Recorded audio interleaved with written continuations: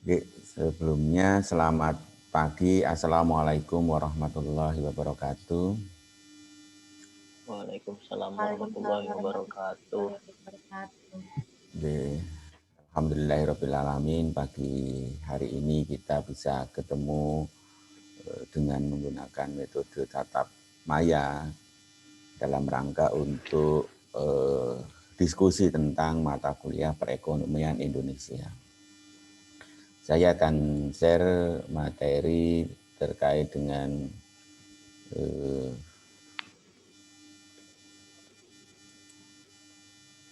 perekonomian Indonesia pada pagi hari ini, yaitu yang terkait dengan kebijakan ekonomi, ya, terkait dengan kebijakan ekonomi. Nah, secara garis besar kebijakan ekonomi yang ada di negara kita yang berkaitan dengan aktivitas ekonomi itu ada dua, yaitu kebijakan ekonomi di bidang moneter dan yang kedua adalah kebijakan ekonomi di bidang fiskal. Nah, untuk kesempatan pada pagi hari ini saya akan menyampaikan tentang kebijakan ekonomi di bidang moneter. Walaupun sebelumnya kita akan sedikit melihat apa sih yang dimaksud dengan kebijakan ekonomi itu sendiri. Jadi kebijakan ekonomi itu merupakan kebijakan pemerintah dan mengambil kebijakan atau keputusan di bidang ekonomi yang kebijakan ini dapat pula mencakup di dalamnya sistem untuk menetapkan perpajakan, suku bunga, anggaran pemerintah, serta pasar tenaga kerja, kepemilikan nasional dan otonomi daerah dari investasi pemerintah ke dalam sebuah perekonomian, khususnya di Indonesia. Ini kebijakan, jadi sebenarnya isinya macam-macam. Nah, tapi secara garis besar itu bisa dibagi menjadi dua, yaitu kebijakan ekonomi di bidang moneter dan kebijakan ekonomi di bidang fiskal. Nah, berkaitan dengan kebijakan ekonomi di bidang fiskal moneter ini adalah kebijakan ekonomi pemerintah untuk mempengaruhi situasi makroekonomi. Nah, kebijakan ini dilakukan melalui pasar uang. Nah, yang menjadi pertanyaan adalah siapa yang menjadi pemegang otoritas dalam menjalankan kebijakan ekonomi di bidang moneter ini. Yang menjalankan adalah Bank Indonesia. Jadi Bank Indonesia adalah pengendali kebijakan moneter dalam rangka untuk menstabilkan kegiatan ekonomi di Indonesia, mulai dari bagaimana itu kebijakan pendapatan, bagaimana kebijakan luar negeri, bisa juga terkait dengan intervensi terhadap nilai kurs, penanganan tarif dan kuota serta biaya masuk. Nah, sekarang yang jadi pertanyaannya adalah di bidang moneter bagaimana sistem kurs di Indonesia. Kalau kita melihat dari instrumen kebijakan ekonomi di bidang moneter ini, yang mana pemerintah dalam hal ini Bank Indonesia itu bisa melakukan intervensi terhadap nilai kurs. Jadi kebijakan ekonomi di Indonesia yang terkait dengan kebijakan ekonomi dan moneter adalah keintervensi terhadap nilai kurs. Nilai kurs di Indonesia saat ini ditetapkan berdasarkan pergerakan pasar atau dengan sistem floating rate. Dengan sistem floating rate ini maka nilai rupiah itu bisa naik, bisa turun, dan itu tergantung kepada situasi ekonomi yang ada di dalam negeri, juga situasi ekonomi yang ada di luar negeri, bahkan tidak hanya situasi ekonomi, situasi sosial dan politik serta keamanan itu akan berdampak terhadap nilai kurs. Nah, dengan kebijakan nilai kurs mengambang ini, ya kita bisa mengalami suatu permasalahan terhadap naik turunnya nilai kurs. Bisa kita melemah seperti tahun 1998 yang lalu sampai tahun 2000-an itu nilai rupiah sangat melemah, di mana tahun 97 nilai rupiah itu masih ada di kisaran 2.500 sampai dengan 5.000 per dolar Amerika Serikat. Tetapi begitu terjadi krisis ekonomi, krisis moneter, bahkan terdampak terhadap krisis kepemimpinan dan kepercayaan terhadap penguasa negeri ini, maka nilai rupiah itu anjlok menjadi setiap dolarnya sebesar mendekati angka 20.000 rupiah per dolarnya. Nah, kenapa ini terjadi? Ya karena nilai kurs rupiah ditetapkan mengambang atau mengikuti fluktuasi pasar, di mana fluktuasi pasar ini disebabkan oleh beberapa hal yang sudah saya sebutkan di awal tadi.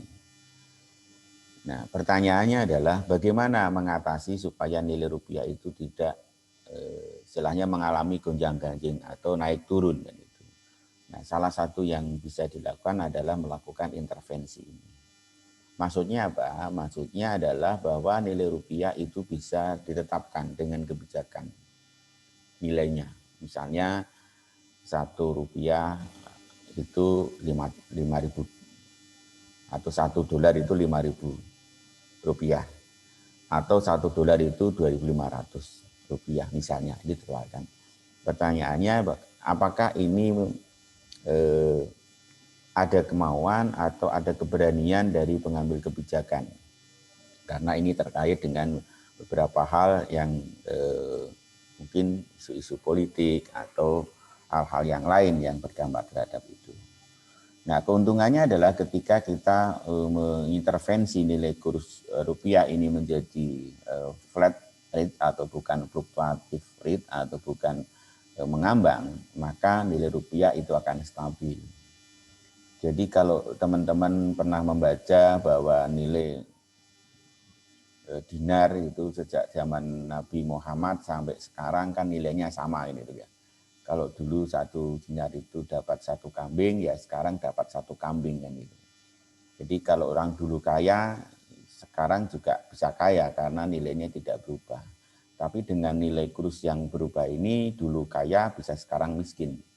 Karena apa? Karena kalau dulu itu punya uang 100 juta, itu dikurskan dolar, itu bisa 100 juta dibagi 2.500. Nah, sekarang 100 juta dibagi dengan 15.000, maka kursnya akan menjadi kecil.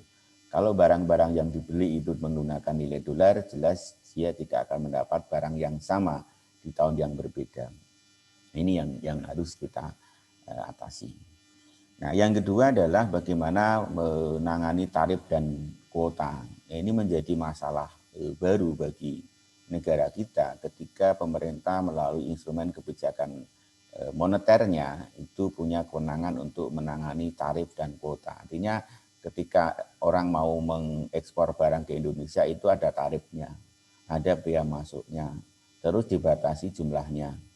Tetapi sekarang teman-teman di tahun 2015 kita pernah membahas tentang bagaimana, bahkan telah ditetapkan Indonesia itu sekarang masuk ke pasar MEA atau masyarakat ekonomi ASEAN. Jadi pasar bebas di Asia Tenggara. Itu di mana pasar bebas di Asia Tenggara itu barang yang masuk ke Indonesia atau barang yang keluar di Indonesia itu non tarif dan non kuota.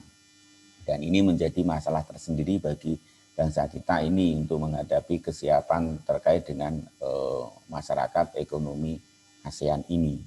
Pertanyaannya adalah apa masalah yang akan dihadapi? Masalah yang akan dihadapi adalah melemahnya daya saing produk dalam negeri. Nah, kenapa kok melemahnya daya saing produk dalam negeri? Karena seperti kita ketahui bahwa masyarakat Indonesia itu ada kecenderungan punya perilaku yang konsumtif. Perilaku yang konsumtif itu punya kecenderungan lagi terhadap barang-barang impor. Jadi kalau masyarakat Indonesia atau masyarakat kita itu menggunakan barang buatan dalam negeri dibandingkan dengan buatan luar negeri untuk yang produk yang sama, ada kecenderungan memilih produk luar negeri. Nah, kenapa produk luar negeri itu ada kecenderungan harganya lebih murah? Kenapa? Karena dia membuat scale of economy.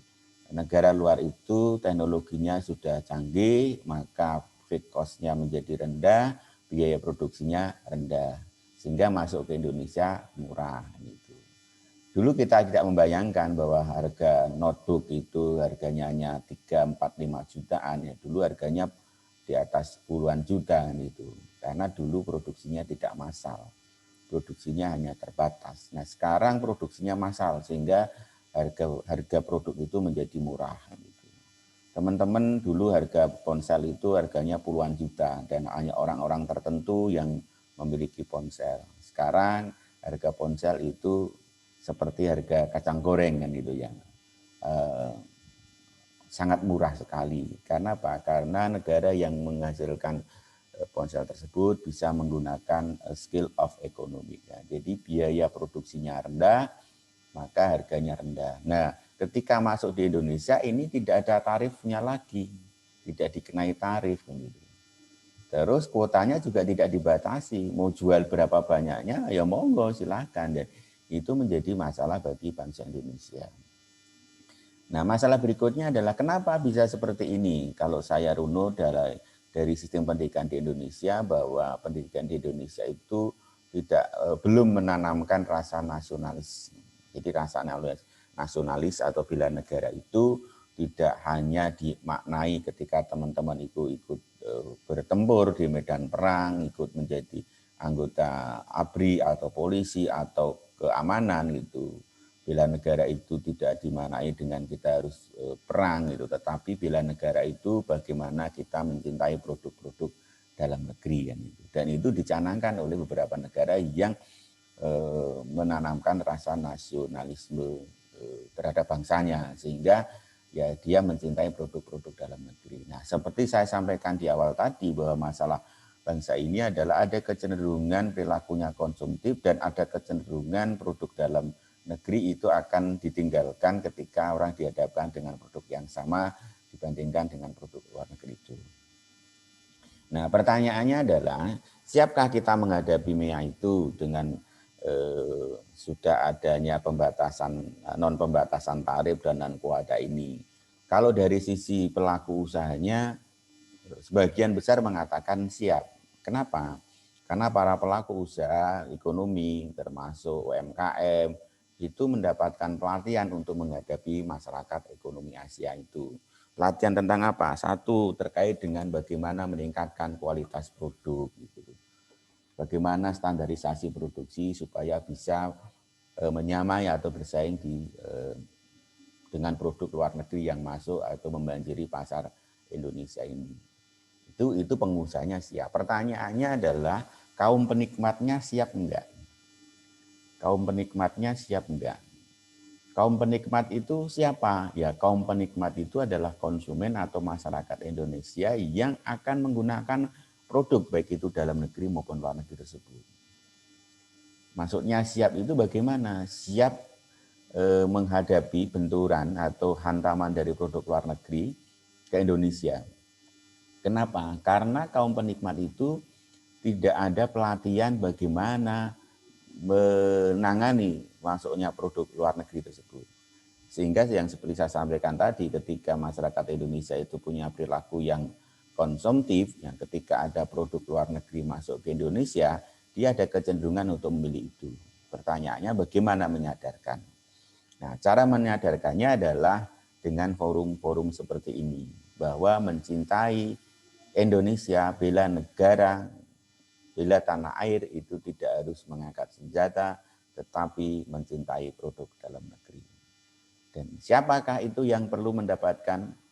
Yang perlu mendapatkan adalah ibu rumah tangga. Karena sebagian besar yang mengeksekusi terhadap pembelian-pembelian keperluan rumah tangga itu ada ibu rumah.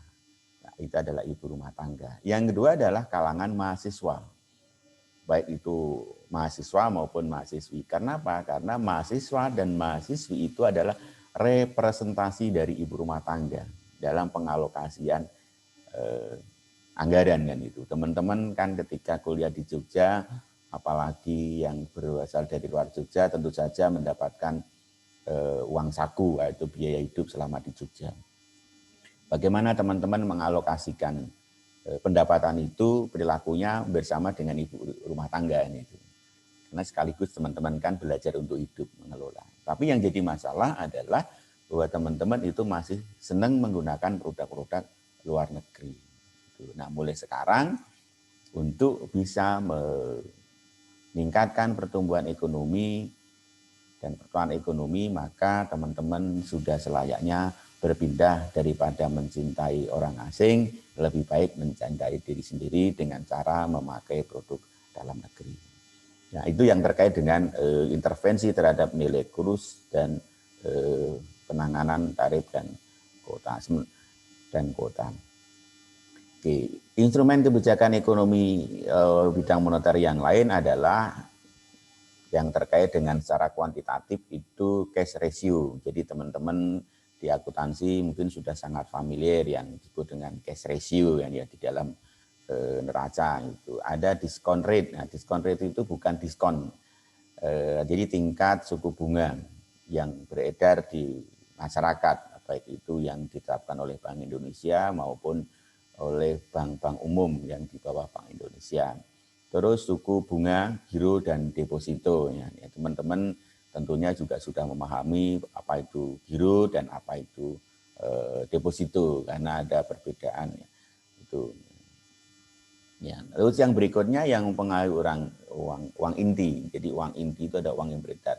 Yang pertama adalah pajak ekspor. Nah, ini akan menjadi masalah baru Bu bagi teman-teman terhadap ekonomi Indonesia. Maka ilmu itu adalah dinamis, mengikuti perkembangan situasi yang terkini. Ketika teori-teori ini dipertahankan, maka dengan adanya perubahan situasi dan kondisi, maka dia tidak bisa lagi dipertahankan. Seperti saya sampaikan tadi, ada MEA, Masyarakat Ekonomi ASEAN, ada Asia Free Trade Area atau AFTA. Terus ada nanti yang namanya pasar bebas, kan itu WTO, World Trade Organization gitu.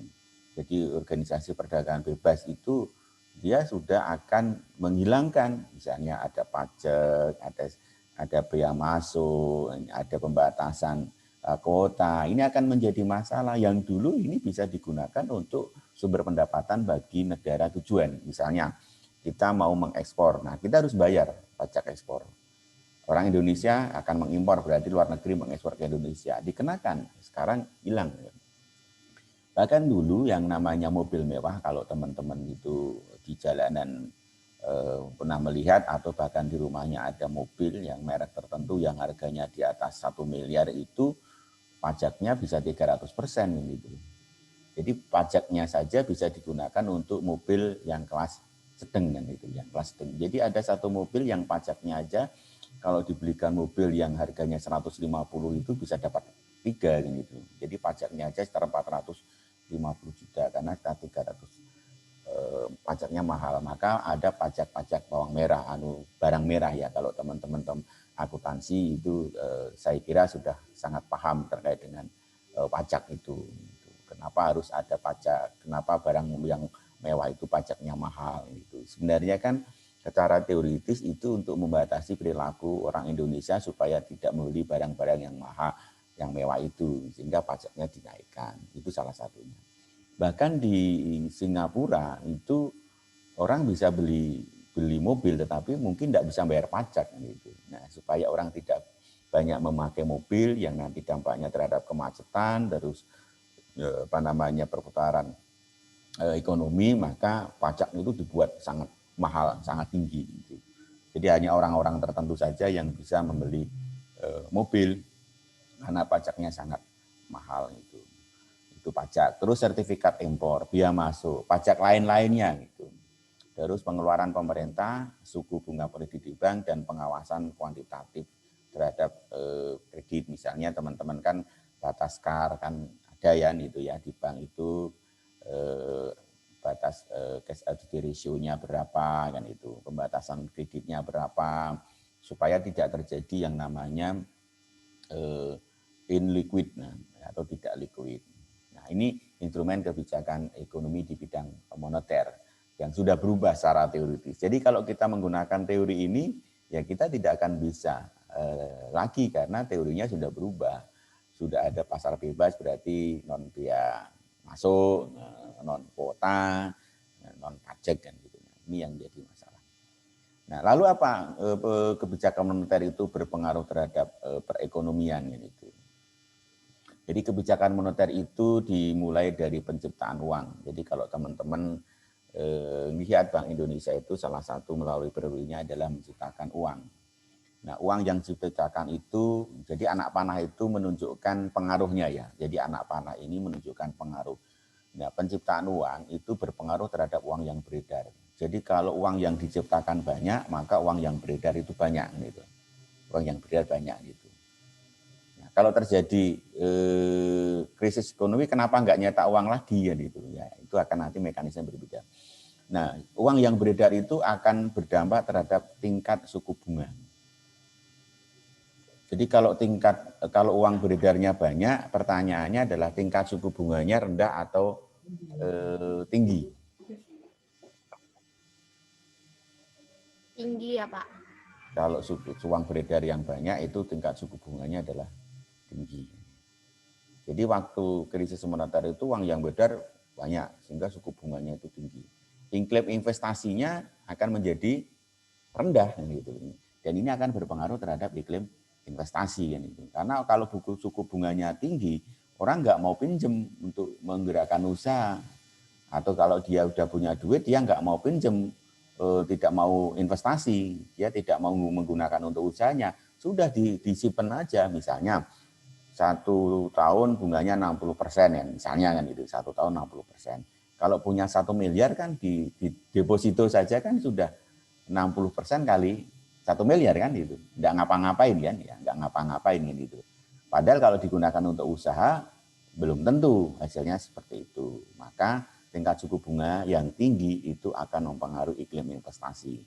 Nah, pertanyaan berikutnya adalah iklim investasinya menjadi baik atau tidak baik ketika suku bunga itu tinggi.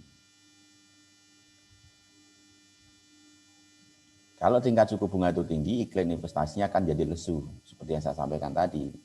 Karena ada kecenderungan orang untuk menahan untuk melakukan investasi. Lebih baik disimpan kan itu. Tetapi kalau tingkat suku bunga rendah, orang akan melakukan investasi atau beraktivitas. Diharapkan ROI-nya itu melebihi tingkat suku bunga. Nah, bagi teman-teman yang akuntansi ini kaitannya dengan suku bunga dan investasi ini bisa membuat skripsi tentang efisiensi penggunaan modal kan itu hanya membandingkan return on investment dengan tingkat suku bunga kredit yang berlaku. Nah, kalau tingkat suku bunga berdampak terhadap investasi, bisa dampaknya negatif, bisa dampaknya positif kan itu. Maka investasi itu akan berpengaruh terhadap tingkat pengeluaran kan itu. Tingkat pengeluaran. Nah, kalau investasinya tinggi, banyak orang melakukan investasi, kira-kira tingkat pengeluaran masyarakat itu tinggi atau rendah? Tinggi Pak. Tinggi. Pertanyaannya, apa alasannya kok tingginya?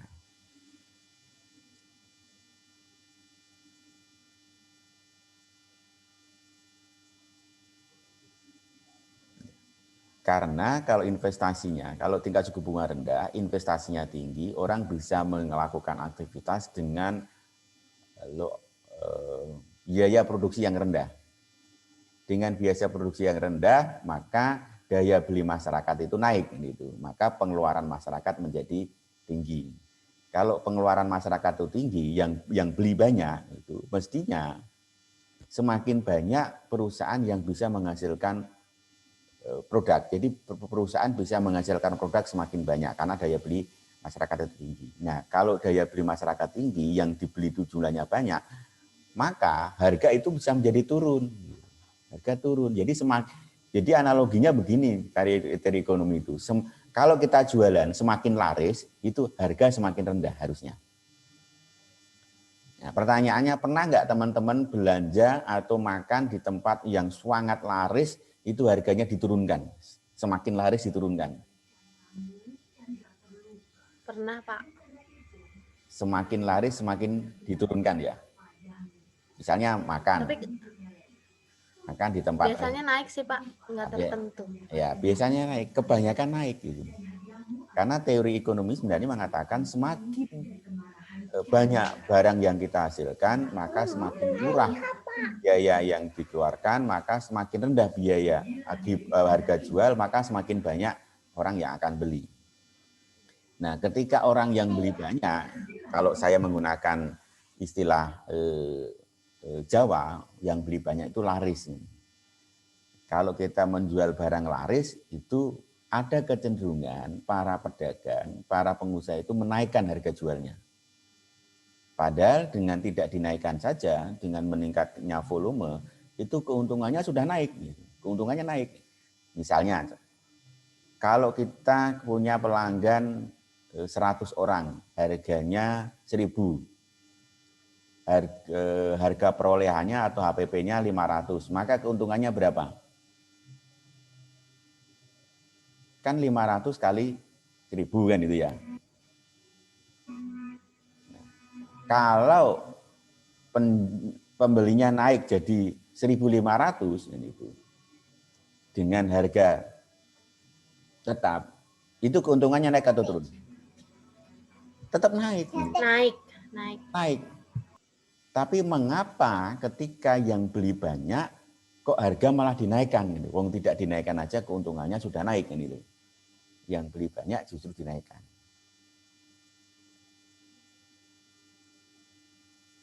Nah, dengan berdasarkan pengalaman di lapangan itu yang saya jumpai, saya bisa membuat analisis bahwa masyarakat, para pengusaha yang melakukan perilaku aktivitas atau aktivitasnya ketika barang yang dijual itu volumenya naik, justru menaikkan harga, dia punya paham baru yang disebut dengan paham serakahisme. Jadi pahamnya paham serakah. Serakah itu sudah untung gede, tapi masih pingin untung yang lebih gede. Dari laku 1.000 menjadi 1.500 itu dengan harga yang sama, itu sudah untung gede. Tapi dinaikkan menjadi harganya 2.000, berarti pingin lebih gede. Nah, kalau saya gunakan istilah Jawa, itu adalah teori atau paham serakahisme. Nah, serakahisme itu tidak baik, dan ini pelajaran bagi kita semuanya. Kenapa? Ketika kita sudah dikasih banyak, kita ingin mendapatkan sesuatu yang lebih banyak. Itu serakah namanya. Nah, di dalam aktivitas ekonomi ada itu. Orang yang sudah untung gede, pengen untung yang lebih gede lagi. Nah, serakahisme tidak baik karena di dalam serakahisme itu ada slogan yang sering dilontarkan, mumpung laku kan itu. Iya kan? Mumpung laku. Kayak misalnya ketika ada event di suatu tempat, misalnya perayaan 17 Agustusan ada pertunjukan ya, biasanya lakunya 10, ketika 17 Agustusan lakunya bisa 1.000. Yang biasanya harganya 1.000 dinaikkan jadi 3.000 kan itu. Itu kan slogannya kan mumpung laku kan itu. Mumpung ada yang beli kan itu ya. Mumpung ada yang beli. Maka paham serakahisme itu tidak balik. Tidak baik karena mumpung ada yang beli itu dia punya keyakinan bahwa di kemudian hari itu ada kondisi yang orang tidak mau beli kan gitu. Mandek kan gitu. Karena dengan serakah tadi, dengan menaikkan contoh tadi dengan 1.000 ke 2.000 atau ke 3.000 itu sudah menzalimi orang lain. Sudah mendolimi konsumen misalnya. Konsumen itu makhluk yang diciptakan oleh Gusti Allah, yang semuanya semua haknya sama kan itu. Ketika ada makhluk lain yang mendolimi, ya Gusti Allah juga tidak akan rela kan itu. Maka di suatu saat mumpungnya itu hilang. Yang tadinya laku bisa aja itu dihentikan jadi tidak laku. Karena nggak tahu, nggak merasa syukur kan itu. Sudah diberi nikmat tapi tidak syukur, diberi nikmat tapi malah ingin sesuatu yang lebih tinggi lagi. Nah, ini harus diputus mata rantai itu. Jadi kalau teman-teman sekarang jualan yang biasanya itu laku 100 menjadi laku 300 bungkus, jangan dinaikkan. Itu diturunkan keuntungannya, harganya diturunkan, itu teman-teman masih untung gede. Teman-teman masih untung gede. Karena apa? Karena keuntungan bukan diperoleh dari besarnya keuntungan. Keuntungan diperoleh dari besarnya jumlah orang yang beli. Jadi kalau yang beli banyak, untungnya kecil, kalau dijumlahkan pasti banyak. Maka saya menggunakan slogan Jawa, inilah disebut dengan sithik ning akeh. Sedikit tapi banyak. Jadi untungnya sedikit, tapi volume yang dijual itu bisa banyak. Ini akan berbeda dengan ketika teman-teman menggunakan slogan banyak tapi sedikit. Untungnya banyak, tapi yang laku sedikit. Kalau dijumlah, ya sedikit. Saya ingin mengkomparasi supaya teman-teman itu memahami hal ini. Ada pedagang etnis Cina dan ada pedagang etnis Jawa. Mohon maaf, saya ingin mencontohkan bukan etnisnya, tetapi perilakunya. Etnis Cina itu, atau orang-orang Cina, pedagang-pedagang Cina, saudagar dari Cina, itu selalu mengambil keuntungan lebih kecil dibandingkan pedagang Jawa atau Indonesia. Orang Indonesia rata-rata kalau jualan misalnya beras di pasar itu, ya kalau nggak untung 500 nggak mau lah. Untungnya cuma 50 rupiah nggak mau kan itu. Ya, dia pengen untung yang gede. Tapi dengan untung yang gede tadi, dia hanya bisa menjual dalam satu hari itu di pasar itu mungkin kira-kira hanya 1 kuintal.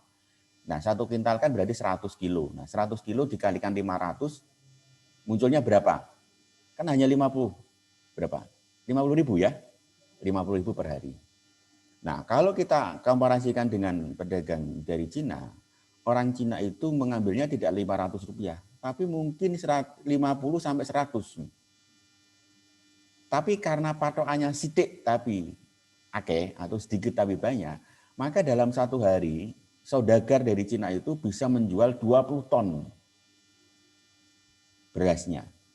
Kenapa? Karena murah, dia bisa digunakan untuk kulakan kan gitu ya. Grosir kan gitu ya. Ya untungnya kecil. Maka 50 rupiah itu kalau dikalikan 20.000 ketemunya angkanya berapa? 2 ditambah 0, 6. Berarti satu hari keuntungannya 2 juta.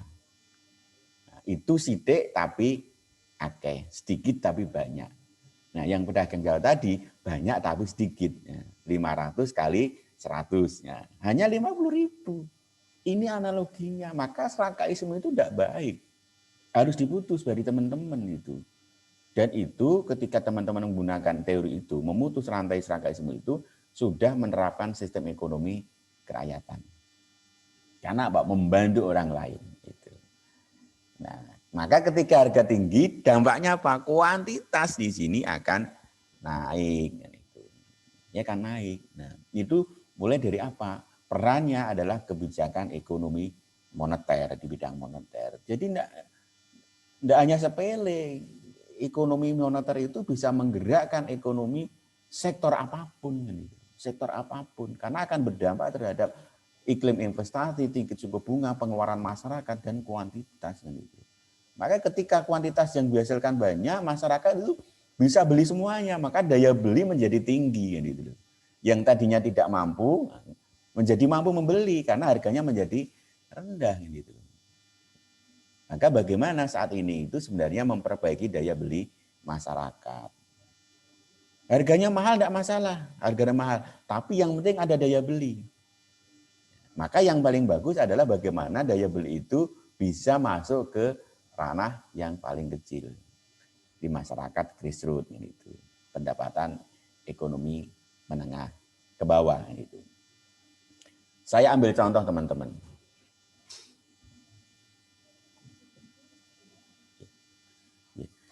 Saya ambil contoh teman-teman ketika teman-teman mahasiswa itu melakukan aktivitas demo. Misalnya penolakan terhadap naiknya bahan bakar minyak atau BBM kan itu. Itu kadang-kadang tuntutan yang tidak rasional. Kenapa? Karena kalau teman-teman itu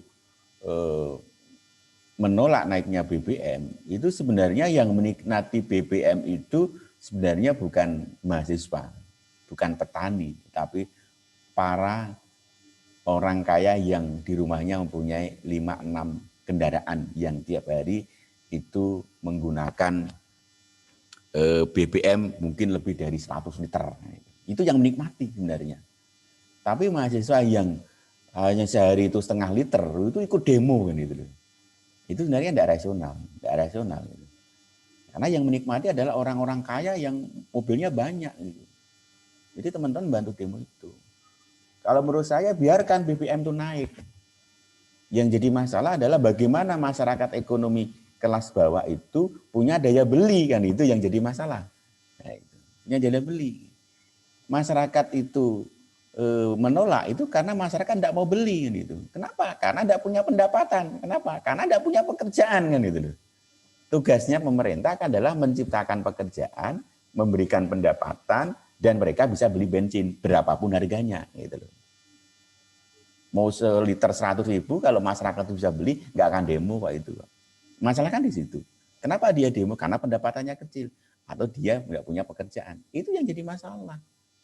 Gitu. Maka harus dirubah. Biarkan harganya mahal, yang penting masyarakat bisa beli. Caranya gimana? Ciptakan lapangan pekerjaan supaya masyarakat punya penghasilan sehingga dia bisa beli BBM. Itu yang harus diantisipasi. Nah, caranya gimana? Caranya gampang. Hilirisasi produk dalam negeri. Kemarin saya contohkan, teman-teman Papua itu kalau jual pisang, ya jangan pisang mentah gitu. Itu belum hilirisasi. Karena kalau jual pisang mentah, satu tangkai yang isinya 20 biji itu mungkin harganya hanya 20.000. Tapi kalau dibikin pisang goreng, saya yakin 20 pisang itu bisa dibikin 40 potong. Kalau 40 potong itu harganya 1.500, itu sudah 60.000 kan gitu ya. Naik kan dari 20 menjadi 40. Nah, itu adalah value. Apalagi kalau dibikin keripik, dibeli label, nah dibeli ini. Saya punya contoh di Yogyakarta itu ada yang namanya The Cokro. Telo cake gitu. Jadi cake yang terbuat dari ketela kan gitu ya. Itu yang menemukan anak muda yang namanya Firmansyah. Jadi nanti lihat aja di Jogja itu ada cake itu yang dari ketela, brownies dari ketela itu ada. Bahkan ada yang bolu dari tiwul itu ada. Kalau dimakan nasi tiwul saja itu nilainya mungkin hanya 3-4 ribu, tapi begitu jadi brownies itu menjadi 20 ribu. Itu nilai tambah. Itulah disebut dengan hilirisasi. Nah, dengan adanya hilirisasi itu, maka setiap proses itu pasti butuh tenaga kerja. Setiap proses butuh tenaga kerja itu pasti dibayar. Beri punya pendapatan. Nah, setiap pekerja yang punya pendapatan itu, kalau dia pendapatannya di atas PTKP, maka membayar pajak. Betul ya? Itu membayar pajak. Nah, kalau perusahaan yang bergerak itu sudah berbadan hukum, pasti membayar pajak. Jadi pemerintah itu mempunyai potensi pendapatan pajak badan dan mempunyai potensi pendapatan pajak perorangan. Itu caranya. Supaya apa? Daya beli masyarakat. Dan pajak itu nanti akan kembali ke masyarakat dalam bentuk pembangunan. Gitu. Ekonomi, sosial, budaya, gitu, pendidikan, dan lain sebagainya. Itu rentetan-rentetan yang berdampak terhadap ekonomi, bahkan tingkat kehidupan bernegara dan berbangsa ini. Nah, jadi kalau salah membuat kebijakan, maka salahlah dalam pengelolaan. Oke, yang berikutnya saya lanjutkan bahwa faktor yang mempengaruhi uang beredar kan, atau uang beredar ini yang pertama adalah uang inti kan itu. Jadi uang kartal dan uang digital adanya pelipat uang, terus uang inti ini diperoleh melalui keadaan raca pembayaran, terus keadaan RAPB, perubahan kredit bank langsung Bank Indonesia dan perubahan likuiditas Bank Indonesia. Ini teman-teman bisa lihat nanti di neraca pembayaran. Nah, uang inti itu terdiri dari uang inti, B itu adalah uang inti, B itu adalah cadangan. Dan C itu adalah uang kartal. Jadi uang kartal, uang inti itu uang yang ada di bank. Terus ditambah dengan cadangan yang ada di bank, ditambah dengan uang kartal yang dipegang. Karena uang yang di bank itu bisa giro ya, bisa giro, bisa deposito. Nah, termasuk uang yang teman-teman ada di dompetnya itu termasuk uang inti kan gitu. Jadi uang beredar itu semua uang yang ada termasuk teman-teman misalnya membawa di dompet itu isinya berapa, nah itu termasuk di dalamnya. Nah, uang inti atau cadangan itu uang yang dikeluarkan oleh bank sentral, itu oleh pemerintah, ditambah dengan saldo rekening koran atau giro yang ada pada bank sentral. Ya.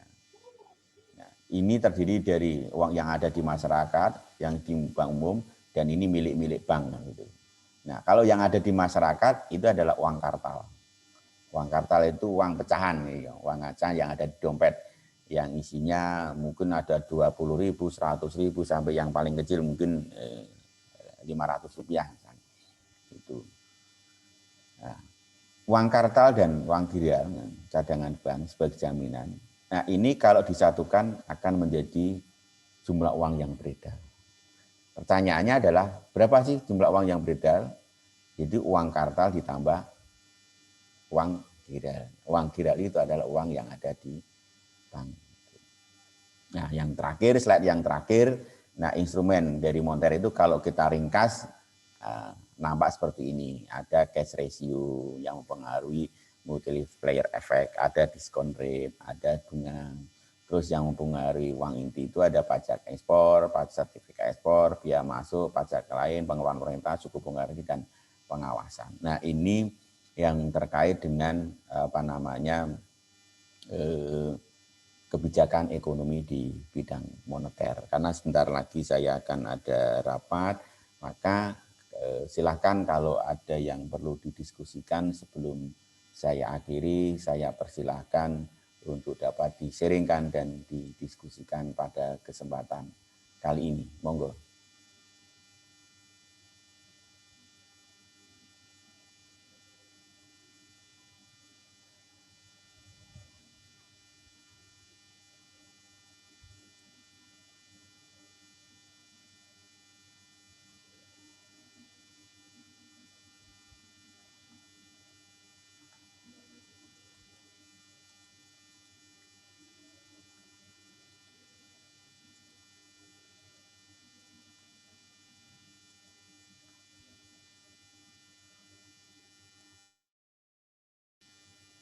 Oke, tidak ada, ya? Atau ada? Monggo. Saya mau tanya, Pak. Ya, monggo silakan. Untuk kebijakan luar negeri yang melalui penanganan tarif dan kuota, itu apakah ada kebijakan pemerintah, Pak, di situ, Pak, untuk membatasi tarif dan kuota itu, Pak? Iya, kalau dulu ada. Sekarang kan dengan adanya masyarakat ekonomi ASEAN itu, dengan masyarakat ekonomi ASEAN yang dikenal dengan MEA itu kan menjadi pasar bebas di tingkat ASEAN. Nah, jadi kalau kita menyetujui menandatangani MEA itu menyatakan kita masuk ke pasar bebas, maka ya tidak ada tarif, tidak ada biaya tidak ada kuota gitu. Mau masuk ke Indonesia itu ya sama dengan ketika teman-teman orang Bantul jualan di kota itu tidak ada cegatan gitu, tidak ada tarifnya gitu, tidak ada pajaknya itu, dan itu akan mengurangi potensi pendapatan itu. Maka bagaimana kan caranya supaya barang itu tidak masuk ke Indonesia kan itu ya, itu meningkatkan rasa nasionalis tadi dengan tetap menggunakan produk-produk dalam negeri. Itu Mas, itu kebijakannya. Jadi sekarang apalagi nanti kalau kita tahun 2020 ini kan sudah World Trade Organization, perdagangan bebas dunia kan itu. Itu sudah disampaikan oleh Pak Harto 25 tahun yang lalu, yaitu kira-kira dari tahun 95 ya. Bagaimana mengatasi itu generasi muda saat ini atau generasi teman-teman ini tidak terpengaruh terhadap produk-produk asing kan itu. Nah, itu caranya adalah memendung itu supaya mereka tidak masuk, ya tidak dibatasi lah, karena tidak ada batasan lagi tarif dan kuota. Yang membatasi adalah daya beli masyarakat Indonesia, tidak ada kan itu. Kenapa? Karena orang Indonesia sudah cinta terhadap produk Indonesia itu sendiri kan itu.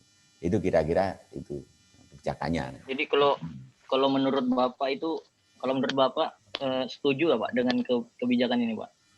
Ya, kebijakan ini kan bukan setuju tidak setuju karena kan yang negara sudah menyepakati ya. Negara Ya sudah maksudnya dari pandangan Bapak sih. Oh ya, ya begini. Kalau dengan kita mau nggak mau itu tetap harus mengikuti perubahan globalisasi. Kita nggak bisa menutup diri kan itu ya. Bahkan dulu Jepang aja itu yang negara tertutup sekarang membuka diri kan itu. Itu. Ya, dengan globalisasi ini saya setuju, tetapi harus kita filter mana yang berpengaruh terhadap ekonomi kita itu membaik dan mana yang bisa menyebabkan. Nah, sehingga apa? Kita antisipasi. Cara antisipasinya gimana? Misalnya tadi saya sampaikan, bagaimana kalau kita membuat yang namanya intervensi terhadap nilai kurs gitu. Anda silakan boleh mengekspor ke Indonesia, tetapi saya akan bayar dengan rupiah loh ya kan itu. Dan ketika Anda membeli produk kami juga harus dengan rupiah kan itu. Itu pertama kita akan dihargai oleh orang lain. Kapan nilai mata uang kita akan menjadi kuat. Gitu. Kalau tidak menggunakan nilai kurs yang patokan misalnya fixed rate, tetapi menggunakan kekuatan itu. Buktinya apa? Buktinya adalah kalau teman-teman pergi atau keluarganya ada yang pergi naik haji misalnya di Saudi, itu pasti menggunakan real gitu. Jadi pasti menggunakan mata uangnya adalah real. Itu salah satu bentuk bergening posisi di bidang moneter bahwa Arab Saudi mempunyai kekuatan yang luar biasa untuk bisa semua jamaahnya itu menggunakan mata uang yang namanya real kan itu loh. Nah, Indonesia bisa enggak? Indonesia bisa kalau Indonesia punya produk unggulan yang ketika orang harus beli ke Indonesia. Dan saya yakin produk-produk yang ada di luar negeri itu di Indonesia ada semuanya. Indonesia ada semuanya. Orang kalau kemarin saya contohkan coklat yang terkenal dari Swiss itu adalah ya salah satu bahan bakunya Indonesia. Ya kalau beli harus pakai rupiah dong. Jangan pakai dolar. Nah, itu Mas. Jadi setuju tetapi kita harus punya alternatif untuk pencegahan gitu. Karena kita nggak bisa membendung atau membatasi diri dengan globalisasi itu bahwa semua pasar keran-keran kegiatan ekonomi itu dibuka bahkan tidak ada batasnya, not borderless, tidak ada batasan antar negara, bahwa kita bisa beraktivitas kapan saja di mana saja, itu tanpa harus pergi ke belahan dunia. Itu. Nah, cara proteksinya adalah dengan kebijakan-kebijakan yang seperti yang saya sampaikan tadi, intervensi terhadap nilai kurs, penanaman terhadap nasionalisme, sehingga apa biarin mereka jualan, toh mereka nggak akan laku kan, jualan di Indonesia. Kenapa? Karena orang Indonesia cinta terhadap produknya sendiri kan gitu. Begitu Mas Udin. Masih ada lagi?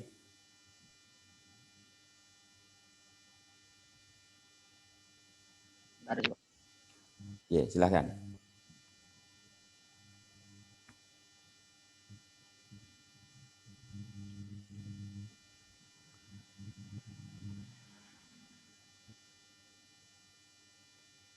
Oke, kalau tidak ada, saya cukupkan sampai di sini ya.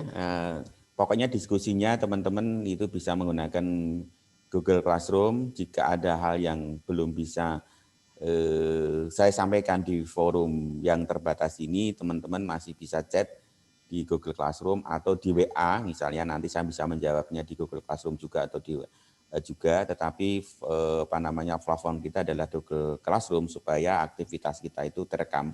Kan nanti ketika audit terkait dengan proses pembelajaran itu ada rekam jejaknya. Barangkali itu teman-teman yang bisa saya sampaikan pada kesempatan pagi hari ini. Terima kasih atas segala perhatiannya. Mohon maaf kalau ada hal yang kurang berkenan di dalam saya menyampaikan ini, dan jika ada pandangan-pandangan yang baru, tolong nanti bisa disampaikan di grup atau di Google Classroom. Sekali lagi terima kasih. Sampai jumpa di kesempatan yang berbeda dan mudah-mudahan kita berjumpa dalam kondisi yang tetap sehat walafiat. Selalu jaga kesehatan, jaga jarak, cuci tangan, dan istirahat yang cukup untuk kesehatan kita semuanya. Selamat pagi dan saya akhiri. Assalamualaikum warahmatullahi wabarakatuh. Waalaikumsalam. Waalaikumsalam warahmatullahi wabarakatuh. Kita sih kebal monitor. Asita.